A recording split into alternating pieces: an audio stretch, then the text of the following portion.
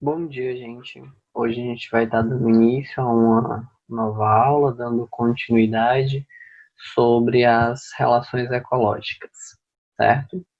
Então, a partir do que a gente já tinha até falado na videochamada, a gente vai dar continuidade de onde paramos. Falamos sobre taxas populacionais. Sabemos que taxas populacionais, como eu já falei para vocês, têm relação com o crescimento ou a decadência de uma determinada população. Nesse caso, vai do aumento ou da diminuição na variação do número de indivíduos por um determinado intervalo de tempo e espaço, né, que é o controle populacional de uma região, quantas pessoas vivem naquela região.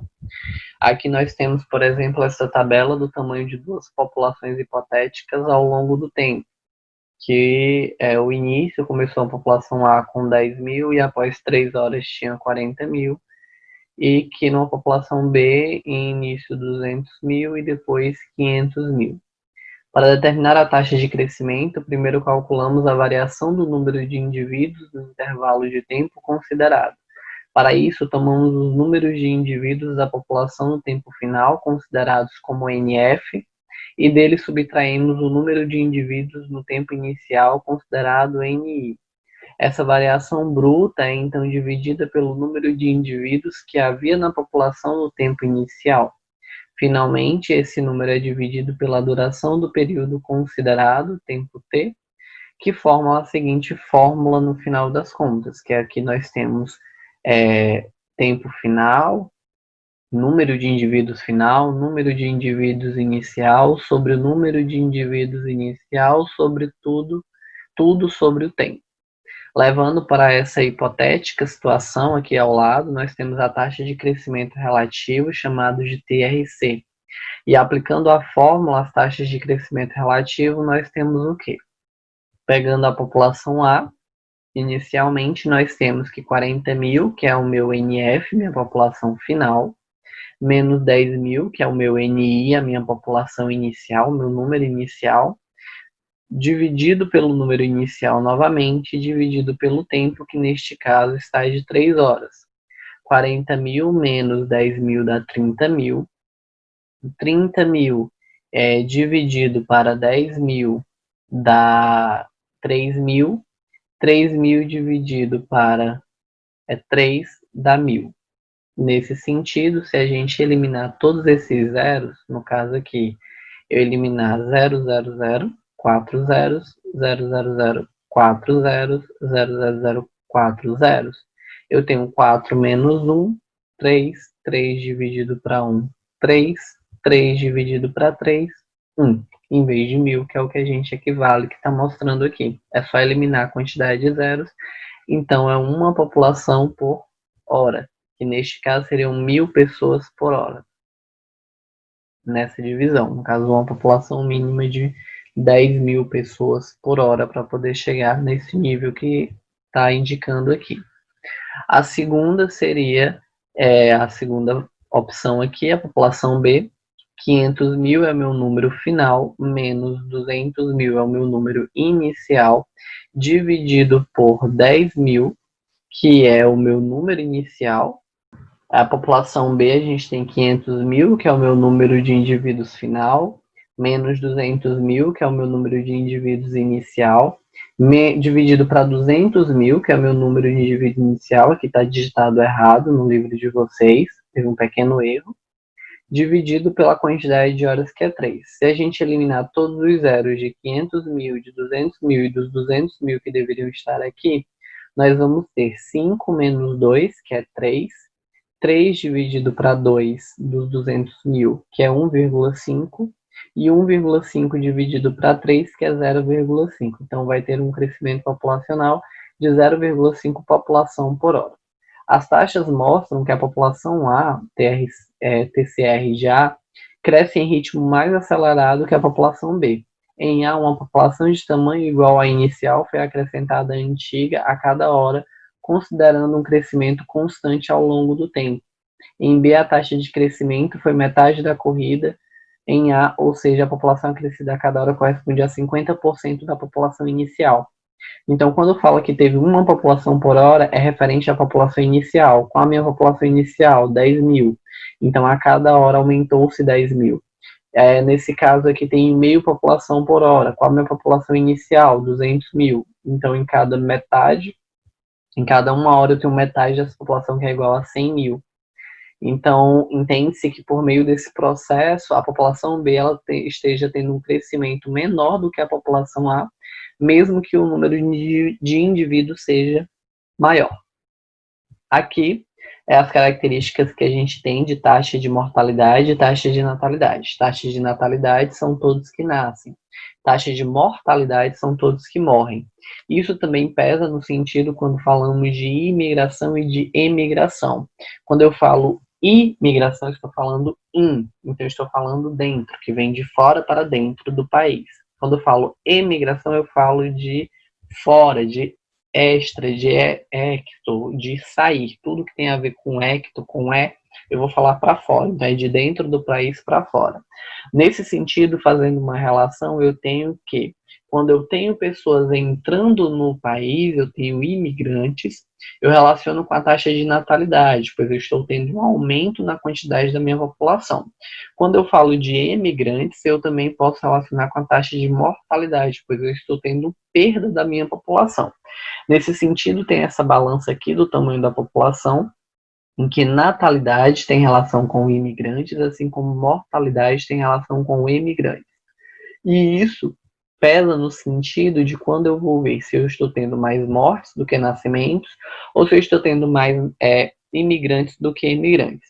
Para poder ter esta noção, tem este cálculo aqui, que para eu saber a taxa de natalidade, eu pego o número de nascimentos no ano e divido por 1.000 pessoas, e o mesmo eu faço com a taxa de mortalidade.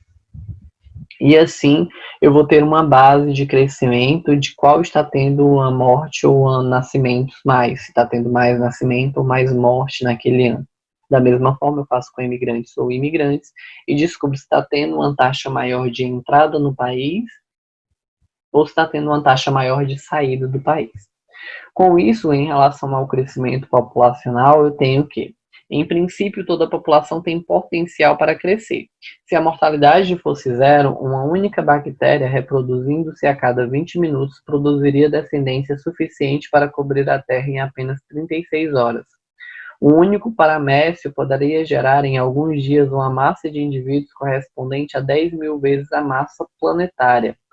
Um único casal de aves e seus descendentes, chocando de 5 a 6 ovos por ano, produziria 10 milhões de descendentes em 15 anos. Essa capacidade teórica de crescimento de uma população biológica denomina-se taxa de crescimento intrínseco, ou potencial biótico, que nesse sentido, olhando para a curva de crescimento intrínseco, a gente teria um elevado crescimento se não houvesse morte, pois a cada dia que passasse, mais indivíduos seriam nascidos e não haveriam morte, seria a taxa de mortalidade zero. Então imagina a superpopulação não só humana, mas também animal. Com isso, a gente também tem a relação das condições naturais, em que o potencial de crescimento de uma determinada população também depende dos recursos do meio, como alimento, espaço, abrigo, ação de predadores, parasitas e populações competidoras. As ações desses fatores em conjunto formam o que chama resistência do meio, que é o meio limitando os acessos e para que haja sobrevivência. Também existe o limite máximo de indivíduos de uma população que o ambiente consegue suportar, que é chamado de capacidade de suporte ou carga biótica máxima, pois a gente tem recursos que são limitados. Então, vai chegar um momento que determinada quantidade de população vai fazer com que o recurso seja escasso e não haja mais recurso, mostrando-se a partir daí também a resistência do meio ao crescimento populacional. Em uma representação gráfica, o crescimento de uma população a partir de uns poucos indivíduos descreve uma curva ascendente em forma de letra S. O aspecto da curva de crescimento populacional resulta da interação entre a taxa de crescimento intrínseco, o potencial para se crescer, e a resistência do meio, que é o conjunto de fatores ambientais que limitam o crescimento da população. Aqui a gente tem a curva de crescimento intrínseco, que foi a mesma que mostrado nesse slide anterior, um crescimento contínuo. Aí entra-se a resistência do meio, que é o tamanho populacional máximo suportado do ambiente, por conta da resistência.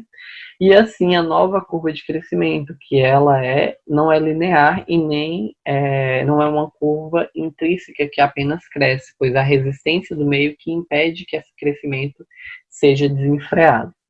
A partir disso, entra-se os critérios de índice de fertilidade, que uma informação importante sobre certos tipos de população é seu índice de fertilidade, definido como o número médio de descendentes produzidos por uma fêmea durante seu período reprodutivo.